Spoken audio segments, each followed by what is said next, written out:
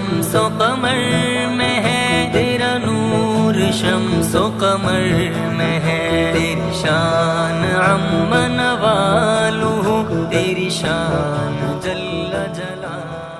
الحمد لله نحمده ونستعينه ونستغفره ونؤمن به ونتوكل عليه ونعوذ بالله من شرور أنفسنا ومن سيئات أعمالنا، من يهده الله فلا مضل له ومن يضلله فلا هادي له، ونشهد أن لا إله إلا الله وحده لا شريك له، ونشهد أن محمدا عبده ورسوله. أما بعد، فأعوذ بالله من الشيطان الرجيم. بسم الله الرحمن الرحيم. إنا أنزلناه في ليلة القدر، وما أدراك ما ليلة القدر. ليلة القدر خير من ألف شهر. صدق الله العظيم. محترم سامعین کرام اور معزز ساتھیوں، ہم اور آپ جن لمحات سے گزر رہے ہیں، یہ لمحہ نہایت ہی قیمتی ہے، جس کو یوں کہا جائے کہ یہ جو لمحہ گزر رہا ہے، یہ لمحہ رمضان المبارک کا مغز ہے، بلکہ لب لباب ہے، رمضان المبارک کا عطر، کیونکہ یہ آخری عشرہ ہے اور اس عشرے کو جہنم سے آزادی کا عشرہ بتایا گیا ہے۔ یہ عشرہ نہایت ہی اہم ہے، اس اعتبار سے بھی کہ ایک انسان ہے جنہوں نے اپنے آپ کو پہلے عشرے کے اندر جس طرح اللہ تبارک و تعالیٰ کی عبادت کرنی تھی، جس طرح اللہ تبارک و تعالیٰ کو منانا تھا، انہوں نے نہیں منایا، تو دوسرے عشرے کے اندر اللہ تبارک و تعالیٰ کو منا لے، اس کے اندر بھی نہیں کیا تو یہ جو ہے تیسرا عشرہ، اس کے اندر تو اللہ تبارک و تعالیٰ کو منا ہی لے، کیونکہ یہ عشرہ جو ہے اللہ تبارک و تعالیٰ کی رحمت جو ہے اس عشرے کے اندر کھو کر برستی ہے۔ انسان کو اللہ تبارک و تعالیٰ معاف کرتے ہیں، اس عشرے کے اندر اللہ تبارک و تعالیٰ جہنم سے بہت سارے انسانوں کو آزاد کرتے ہیں۔ اس لیے یہ عشرہ جو ہے بہت ہی اہم ہے، اور اسی عشرہ کے اندر اللہ تبارک و تعالیٰ نے ایک رات رکھی ہے جسے ہم اور آپ لیلۃ القدر کہتے ہیں۔ جیسا کہ میں نے آپ حضرات کے سامنے قرآن کریم کی ایک آیت تلاوت کی خطبے کے اندر کہ انا انزلناہ فی لیلۃ القدر، یقیناً ہم نے اس کو نازل کیا، یعنی قرآن کریم کو انہی راتوں کے اندر، یعنی لیلۃ القدر میں۔ وما ادراک ما لیلۃ القدر، کہ لیلۃ القدر کیا چیز ہے، لیلۃ القدر کیا ہے؟ تو اللہ تبارک و تعالیٰ انسانوں سے کہنا چاہتے ہیں کہ تمہارے پاس عقل کیا ہے کہ تم لیلۃ القدر کو سمجھو، بس تمہیں اتنا بتا دیا کہ لیلۃ القدر خیر من الف شہر، کہ لیلۃ القدر جو ہے وہ 1000 مہینوں سے افضل ہے۔ اور عربی کے اندر آتا ہے خیر کا لفظ، خیر کا لفظ جو ہے یہ 19-20 کے فرق کو بتانے کے لیے نہیں آتا، خیر کا مطلب 19-20 کے فرق کو نہیں بلکہ بہت ہی زیادہ بتانے کے لیے آتا ہے، اور اس کا معنی الگ ہوتا ہے۔ تو اللہ تبارک و تعالیٰ نے انسانوں کو کہہ دیا کہ وما ادراک ما لیلۃ القدر، کہ لیلۃ القدر جو ہے وہ کیا چیز ہے وہ تم کو خبر نہیں، بس تم لیلۃ القدر کی تلاش میں لگ جاؤ۔ اور اتنا بتایا کہ لیلۃ القدر جو ہے وہ 1000 مہینوں سے افضل ہے، کیونکہ انسان کے پاس عقل ہی کتنا ہے کہ اللہ کی چیزوں کو، اللہ کی نعمتوں کو سمجھ سکے۔ اس لیے اللہ تبارک و تعالیٰ کہتے ہیں وما لیلۃ القدر، کہ آپ کو معلوم نہیں، آپ جانتے نہیں وہ کیا چیز، بس آپ لیلۃ القدر کی تلاش میں لگ جاؤ۔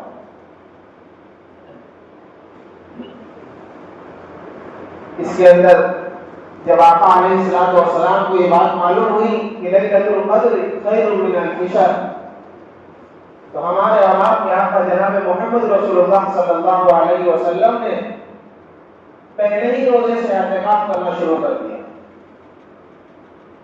کیونکہ پہلے جو ہے اس رات کی تعین نہیں تھی۔ پہلا عشرہ اعتکاف کیے، پھر دوسرا عشرہ صحابہ کرام اور آقا علیہ الصلوۃ والسلام نے اعتکاف کیا۔ تیسرے عشرے کے اندر صحابہ کرام رضی اللہ تعالیٰ عنہ اجمعین اٹھنا شروع کر دیے، اور وہ جو ہے اپنا سامان اور جو چیزیں ہوتی ہے وہ اپنے گھر بھیجنا شروع کی۔ تو آقا علیہ الصلوۃ والسلام نے ان کو بتایا، تو پھر انہوں نے واپس اعتکاف کرنے کا عزم کیا۔ پھر بعد میں لیلۃ القدر کی جو ہے تعین کر دی گئی۔ لیلۃ القدر کس رات کو ہوگی، کس وقت ہوگی، اس کی تعین کر دی گئی۔ تو آقا علیہ الصلوۃ والسلام صحابہ کرام رضی اللہ تعالیٰ عنہ اجمعین کو بتانے کے لیے تشریف لا رہے تھے کہ دیکھا کہ دو مومن کا جھگڑا ہوا اور اللہ کی مصلحت بھی تھی بھلانا۔ خیر، جب صحابہ کرام رضی اللہ تعالیٰ عنہ اجمعین کے پاس آقا علیہ الصلوۃ والسلام تشریف لائے، تو آقا علیہ الصلوۃ والسلام نے ارشاد فرمایا کہ میں آپ حضرات کو ایک بات بتانے والا تھا، لیکن وہ بھلا دی گئی۔ تو اس بات سے ہم اندازہ لگا سکتے ہیں کہ ایک مسلمان بھائی کا دوسرے مسلمان بھائی سے جھگڑا کرنا، نہ اتفاقی رکھنا، یہ کتنے بڑی رسوائی کی بات ہے کہ اللہ تبارک و تعالیٰ نے جو کہ اتنی قیمتی رات ہے، جس رات کو اللہ تبارک و تعالیٰ نے خود اپنے قرآن کریم کے اندر فرمایا کہ لیلۃ القدر خیر من الف شہر، اس کی تعین آقا علیہ الصلوۃ والسلام کو بتا دی گئی، لیکن اس کے باوجود اللہ تبارک و تعالیٰ نے دو مسلمانوں کے ساتھ میں نہ اتفاقی رکھنے کی وجہ سے، ایک دوسرے سے بغاوت رکھنے کی وجہ سے، ایک دوسرے کے ساتھ نہ اتفاقی رکھنے کی وجہ سے اللہ تبارک و تعالیٰ نے اس رات جو اتنی قیمتی رات ہے، اللہ تبارک و تعالیٰ نے اس رات کی نعمت ہم سے چھین لی۔ میرے بھائیوں، یہ ذرا سوچنے کی بات ہے۔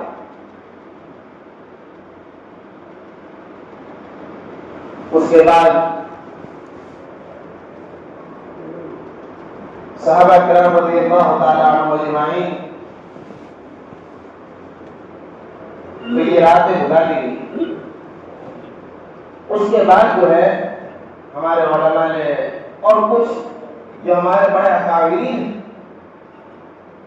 اور جن کو اللہ تبارک و تعالیٰ نے یہ رات نصیب کی،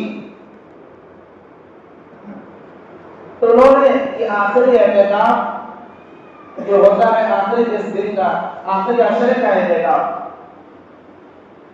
اس کے اندر اللہ تبارک و تعالیٰ سے یہ امید ہوتی ہے کہ اللہ تبارک و تعالیٰ انہی 10 راتوں کے اندر جو ہے لیلۃ القدر کی رات ہوتی ہے اور بندے کو نصیب ہو جاتی ہے اور بندے کو معلوم بھی نہیں ہوتا، لیکن اس رات کی جستجو کرنے والا آدمی چاہیے۔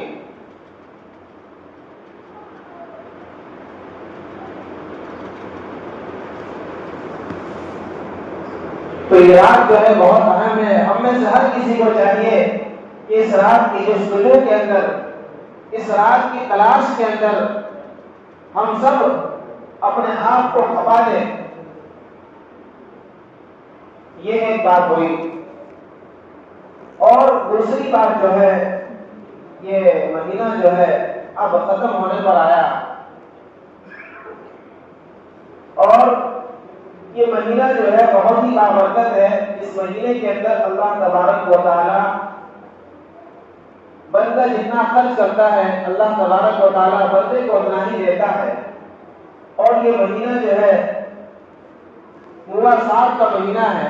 اس مہینے کے اندر ہم اپنے بھائیوں کے ایک دوسرے کے غم کو جو ہے بانٹنے کا مہینہ ہے. ایک دوسرے کے دکھ درد کو سمجھنے کا مہینہ ہے. ایسا کوئی گھر نہ ہو جس گھر کے اندر کوئی آدمی بھوکا ہو، بلکہ یہ مہینہ جو ہے ایک دوسرے کی مدد کرنے کا مہینہ ہے. تو اس مہینے کے اندر ہمیں چاہیے کہ ہم ایک دوسرے جو ہمارے بھائی ہیں ان کا خیال رکھیں. ایسے تو اللہ تبارک و تعالیٰ نے رمضان کے علاوہ یوں حالت کے اندر بھی آقا علیہ الصلوۃ والسلام نے ارشاد فرمایا کہ المسلم من سلم المسلمون من لسانه ويده، کہ اپنے بھائی کو چاہے وہ ہاتھ سے ہو یا زبان سے ہو تکلیف نہ پہنچائے. اور یہ جو خیر اللہ تبارک و تعالیٰ کا بابرکت مہینہ ہے، اس مہینے کے اندر ہم کیسے تکلیف پہنچائے؟ تو ایک ہمارا حق یوں بنتا ہے کہ ہم اپنے جو ایسے ہمارے بھائی ہیں ہمارے محلے کے اندر، ہمارے گاؤں کے اندر، ہم ان کی مدد کریں، بلکہ ان پر ہم احسان نہیں کریں، بلکہ ان کا یہ حق ہے. ہم کسی کو اگر کسی طرح سے مدد کر رہے ہیں ان کی، کہ یہ کوئی ان پر احسان نہیں کر رہے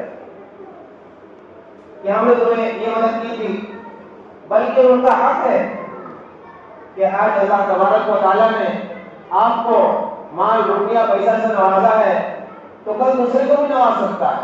یہ بات ہمارے ذہن میں ہمیشہ ہونا چاہیے کہ جب ہم کسی آدمی کی مدد کرتے ہیں، چاہے مالی اعتبار سے ہو یا کسی بھی اعتبار سے، تو ہم ان پر احسان نہیں کر رہے، بلکہ ہم ان کو اپنا حق دے رہے ہیں. تو اس طرح کی باتیں ہوتی ہیں. اور ہمارے معاشرے کے اندر یہ ایک بات چل پڑی ہے کہ جو زکوٰۃ ہے اس کے اندر ہر انسان یہ سوچتا ہے، اور اس طرح کی باتیں پہلے سے بھی چلی آتی ہے اور ہے بھی، کہ انسان جو ہے رمضان المبارک کے اندر اگر ایک روزہ رکھتا ہے تو اسے 70 روزہ رکھنے کا ثواب ملتا ہے. اگر وہ اللہ کی راہ میں 1 روپیہ خرچ کرتا ہے تو اسے 70 روپیہ خرچ کرنے کا ثواب ملتا ہے. اگر کوئی بندہ 1 نماز پڑھ رہا ہے تو اسے 70 نماز پڑھنے کا ثواب مل رہا ہے بھی. اور اس مہینے کے اندر جو ہے انسان کو سخی ہونا چاہیے، انسان کو سخی ہونا چاہیے. لیکن یہ چیزیں جو ہیں ہمارے معاشرے سے آہستہ سے ختم ہوتی جا رہی. ہمارے پڑوسی ہیں ان کو کچھ تحفے ہدیے اس طرح کی چیزیں بھیجنی چاہیے افطار، تاکہ آپس کے اندر جو ہے ایک محبت ایک الفت پیدا ہو. جو ہمارے رشتے دار ہیں، قریبی ہیں، ہمارے بھائی ہیں، بہن ہیں، چچا ہیں، پھوپھو ہیں، اس طرح کی جو چیزیں ہیں، پھوپھی ہیں، تو ہم انہیں کوئی چیز بھیجیں، کچھ گفٹ بھیجیں، کچھ ہدیہ بھیجیں، کچھ تحفے تحائف بھیجیں، تاکہ جو ہمارا رشتہ مضبوط ہو. میرے دوستو، جب رشتے کی بات آئی تو ایک بات ذہن میں آ رہی ہے کہ انسان کے لیے رشتہ اتنی اہم چیز ہے کہ جس نے رشتہ قائم کیا اس نے گویا کہ ایمان کو مضبوط کیا، اور جس نے رشتہ قطع تعلق کیا تو آقا علیہ الصلوۃ والسلام فرماتے ہیں کہ وہ ہم میں سے نہیں. تو میرے دوستو، یہی ایک وقت ہوتا ہے کسی بہانے سے کسی طرح سے ہم ان کی مدد کریں، ہم ان سے، تاکہ ان کے دل میں بھی یہ خیال آئے کہ ہمارا بڑا بھائی ہے، دیکھو ہمارا کتنا خیال رکھا، تو اس طرح سے کسی بہانے سے ہم ان کی مدد کریں، ان سے رشتہ کو تعلق کو مضبوط کریں۔ پھر ایک بات ہوئی، ہماری بات چل رہی تھی زکوٰۃ کی، تو زکوٰۃ کا جو مسئلہ ہے، اس کے مسائل ہیں اور اس کے جو احکامات ہیں، اس کے اندر ہم سے بہت ساری بھول ہو جاتی ہے۔ تو ایک بھول ہم سے یہ ہوتی ہے کہ ہم میں سے ہر کوئی یہی سوچتا ہے کہ زکوٰۃ جو ہے ہم رمضان مبارک میں ادا کریں۔ اچھی بات ہے کہ اس کا مطلب یہ تو نہیں ہے کہ جتنے مستحقین ہیں اور رمضان میں ہی آپ سے مطالبہ کریں گے یا آپ کے انتظار میں ہوں گے۔ بھائی کسی کو ایمرجنسی رمضان سے پہلے ہے تو ہمیں چاہیے کہ ہم اس وقت فی الفور ادا کر دیں، ہم یہ انتظار میں نہ بیٹھا رہے ہیں کہ رمضان مبارک کا مہینہ آئے گا اور ہم زکوٰۃ ادا کریں گے۔ کسی آدمی کے پاس مال و دولت، پیسہ روپیہ، کیش، بینک بیلنس رمضان سے ایک مہینہ پہلے یعنی شعبان کی 1 تاریخ کو آیا، شعبان کی 1 تاریخ کو آیا۔ جب دوسرا سال آیا شعبان کا، یعنی 1 سال مان پر گزر گئے، 1 سال مان کے اوپر گزر گیا، تو اب آپ کو چاہیے کہ اس کی زکوٰۃ ہم ادا کر دیں۔ اب وہ بندہ سوچ رہا ہے کہ نہیں 1 مہینے کے بعد ہم رمضان مبارک میں ادا کریں گے تو ثواب بھی ہم کو زیادہ ملے گا، بات صحیح ہے، لیکن اگر اس وقت آپ کو کوئی مستحقین نظر آ جائے تو انہیں دے دیں، اللہ تبارک و تعالیٰ سے یہ امید کرتے ہوئے کہ اللہ تبارک و تعالیٰ آپ کو 1 گنا زیادہ ثواب عطا فرمائے۔ ایک بات، دوسری بات کہ زکوٰۃ کن پر فرض ہے اور کن کو کتنا زکوٰۃ دینا چاہیے۔ تو زکوٰۃ ایسے شخص پر فرض ہے جن کے پاس 52.5 تولہ چاندی یا اس کے برابر پیسہ، روپیہ، کیش یا سامان تجارت ہو، طور پر کیا ہے زکوٰۃ فرض ہے۔ چاہے جتنی چیزوں کا آپ حساب لگائیں اور اس کے اندر سے جو ہے 2.5% یعنی 40واں حصہ ادا کرنا کیا ہے ہم پر فرض ہے۔ اگر اتنا کسی کے پاس مال ہے، آج کی جو ابھی چلتا ہے یعنی کہ ابھی جو ہے 22-23 ہزار روپیہ ہوتا ہے، 22-23 ہزار روپیہ اگر اتنی ملکیت کسی کے پاس ہے تو اس پر کیا ہو جائے گا، زکوٰۃ ادا کرنا فرض ہو جائے گا۔ تو ہمیں اپنے اتنے مالوں کا حساب لگانا ہے کہ اگر اتنا مال ہمارے پاس ہے اور اس پر سال گزر گیا ہے تو ہمیں کیا کرنا پڑے گا، زکوٰۃ ادا کرنا پڑے گا۔ بعض وقت ایسا بھی ہوتا ہے کہ ہمارے پاس 1 لاکھ روپیہ آیا، 1 شعبان کو 1 لاکھ روپیہ آیا، اور اس کے بعد جو ہے 1 لاکھ روپیہ جو ہے 1 شعبان کو ہمارے پاس آیا۔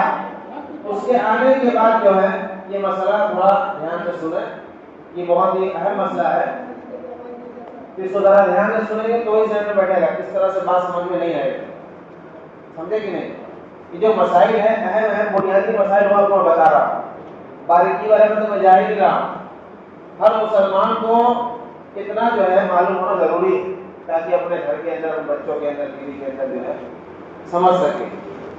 تو پچھلے ہفتے بتایا تھا لیکن کچھ اہم مسائل رہ گئے تھے جس کو میں اس ہفتے یعنی کہ کنفرم بتانا چاہ رہا ہوں، سمجھے کہ نہیں۔ اس کو ذرا دھیان سے سنیں گے تو سمجھ میں آئے گا، ورنہ کیونکہ یہ چیز جو ہے وہ باریکی والی چیز ہوتی ہے، یہ ہر کسی کو سمجھ میں نہیں آتی۔ ہاں جو سمجھ لیا اس کو بھی آسان ہو جاتا ہے۔ زکوٰۃ کے مسائل بہت اہم ہوتے ہیں اور یہ ہر کسی کو سمجھ میں جلدی آتا نہیں، تو پھر وہ آتے مفتی صاحب میرے پاس اتنا سونا ہے، اتنا چاندی ہے، آپ بتائیے، مفتی صاحب آپ کو بتا دیتا ہوں آپ کو اتنا فرض ہو گئے کیا، اگر خود اس کو معلوم ہونے کی ضرورت ہی نہیں ہے نا۔ تو یہ بات سمجھیے، میں بتا رہا تھا کہ کسی آدمی کے پاس 1 لاکھ روپیہ ایک رمضان کو آیا، رمضان کے پہلے روزے کتنا آیا؟ 1 لاکھ روپیہ، ٹھیک ہے۔ اب جو ہے اگلا سال آ رہا، اگلے سال رمضان، 1 رمضان آنے سے پہلے وہ 1 لاکھ روپیہ، ابھی 1 مہینہ باقی تھا رمضان آنے کو، 1 لاکھ روپیہ اور آ گیا۔ اب کتنے ہو گئے؟ وہ 2 لاکھ روپیہ ہو گئے۔ تو اب وہ بندہ چاہتا ہے کہ جو 1 لاکھ آیا 1 مہینے پہلے اس پر زکات فرض نہیں ہوگی، ایسا نہیں ہوگا، بلکہ آپ کو جب 1 رمضان آیا تو پورے 2 لاکھ روپے کی زکات نکالنا ہے، یعنی ہر مال پر زکات سال گزرنا فرض نہیں۔ آپ کے جو نصاب ہے اس پر سال گزر گیا، اس کے بعد جتنے رقم بھی آئے گی تو تمام کے اوپر کیا ہوگا؟ زکات فرض ہوگا۔ ان باتوں کا ہمیں خیال رکھنا ہے۔ دوسری بات یہ ہوتی ہے کہ ہمارے گھروں کے اندر جو ہماری بچیاں ہوتی ہیں ان کے لیے جو ہم بہت سارے ساز و سامان بہت دنوں سے جوڑ کر رکھتے ہیں، ہر سال کی محنت کے بعد جو ہے ایک بیٹی کو بیایا جاتا ہے اور اس کے لیے ہم ساز و سامان اور بہت ساری چیزیں جو ہم رکھتے ہیں، تو اس کے بھی کچھ مسائل ہوں گے اور ہے، تو اس کے اندر جو ہے اگر ہمارے پاس پیسے ہیں اس پر زکات آئے گی۔ اسی طرح سونے چاندی چاہے وہ زیورات کی شکل میں ہو یا ایسے ہی ہو اس پر بھی زکات آئیں گے۔ اس کے علاوہ جو ہے اور دیگر چیزیں جو ہے اس پر زکات نہیں آئے گی۔ اسی طرح کسی آدمی نے حج کے لیے، اب ہر کسی کے اندر ایک تمنا ہے، خواہش ہوتی ہے کہ کون نہ جائے، اللہ تعالیٰ ہم سب کو حج عمرہ کروائے۔ اب انسان جوڑتے آتا ہے، جمع کرتے ہوئے آتا ہے، ایک وقت ایسا بھی آتا ہے کہ اللہ تبارک و تعالیٰ اس کی نیت اور طرف کو دیکھ کر اللہ تبارک و تعالیٰ اسے حج اور عمرہ کروا دیتے ہیں۔ کرنا بھی چاہیے، ہر آدمی کرنا چاہیے، اور ہر ایک مومن کے دل میں یہ تمنا ہونی چاہیے کہ جوڑے اللہ تبارک و تعالیٰ اپنا کو دکھائے۔ تو اس کے لیے کچھ آدمی جمع کرتے ہیں، کچھ روپیے، کچھ پیسے، تو اگر یہ پیسہ بھی نصاب تک پہنچ جاتا ہے تو اس کو زکات فرض ہوگی۔ اب جو ہے ہم زکات تو نکال رہے ہیں، لیکن زکات نکال کر ہم دیں کس کو؟ یقیناً سی بات ہے کہ ہم زکات ہم دیں کس کو؟ تو اس کے اندر ایک اصول اور ضابطہ یہ ہے کہ ہمارے جتنے قریبی رشتہ دار جو قریبی ہیں،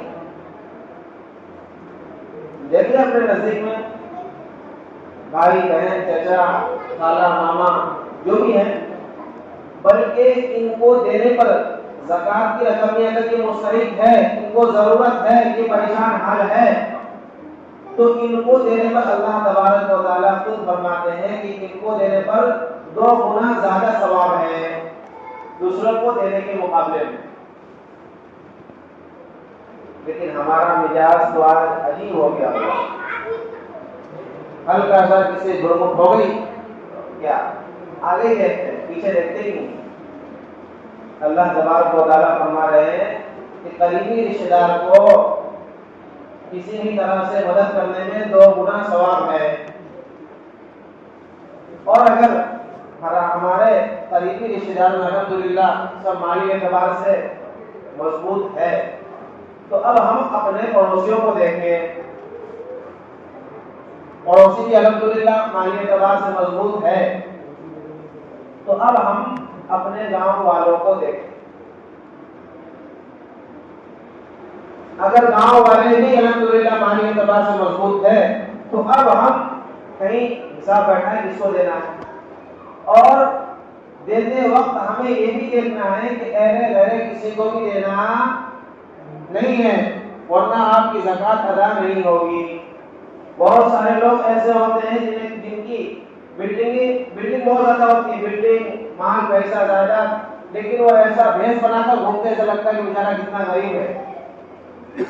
ایسے حضرات کو بھی زکات کی رقم دینے سے آپ کی زکات ادا نہیں ہوگی۔ آپ جس کو زکات دے رہے ہیں اس کے اندر 2-3 باتوں کا خیال رکھنا ہے۔ جس کو ہم زکات دے رہے ہیں وہ نابالغ بچہ نہ ہو۔ اگر نابالغ بچہ ہے بھی تو اس کے جو والد ہیں، والد سمجھتے ہیں جو والدین جو بھی ہو ان کو مالک بنانا ضروری ہے۔ اگر پاگل مجنون ہے، یعنی پاگل ہے، اس کی کھوپڑی سکتی نہیں ہوئی ہے، تو ان کو بھی زکات دینا صحیح نہیں ہے۔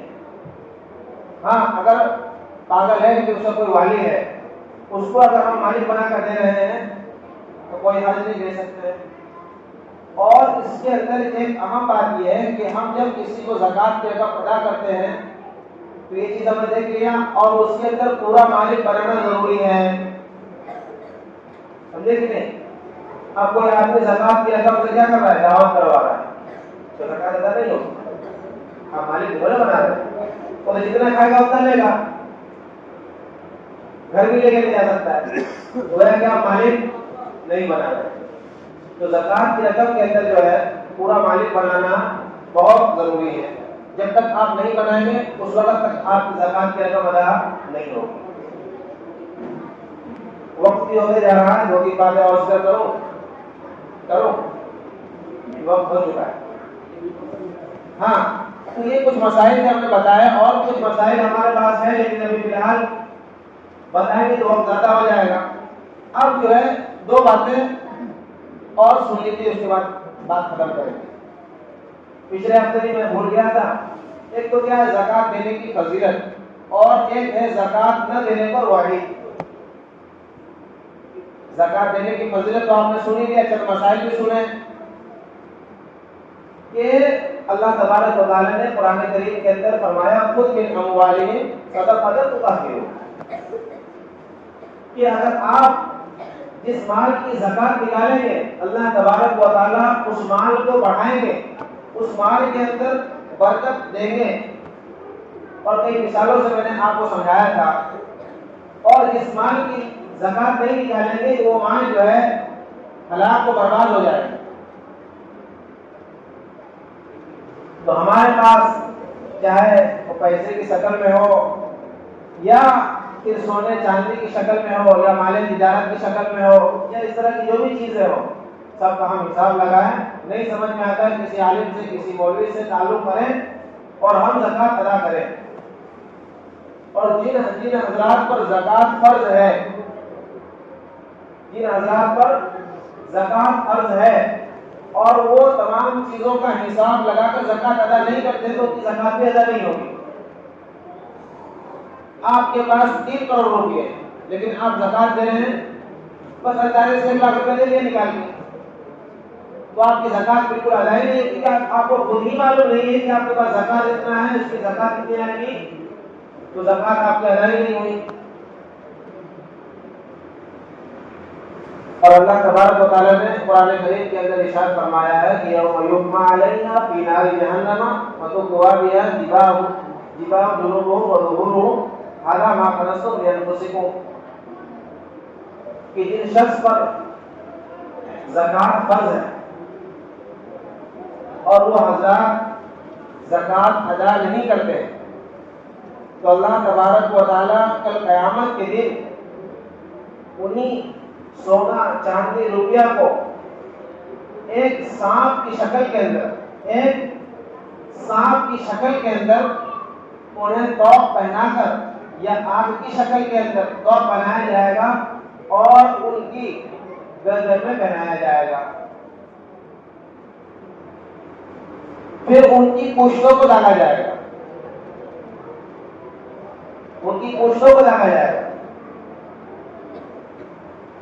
تو انسان کو چاہیے کہ جن پر زکات فرض ہے وہ زکات نکالے، اس میں کوتاہی بالکل نہ کرے، کیونکہ یہ جو ہے اللہ تبارک و تعالیٰ کا حق ہے، اور ہمیں چاہیے کہ ہم اللہ تبارک و تعالیٰ کے جو احکامات ہے، جو ہماری شریعت ہمیں سمجھاتی ہے، اس پر کما حق ہو ہم عمل پیدا ہو جائے۔ اور اس طرح کی باتیں تو بہت ساری ہیں، لیکن انہی باتوں پر میں اپنے تقریر کو ختم کرتا ہوں۔ آپ کو دعوانا الحمدللہ۔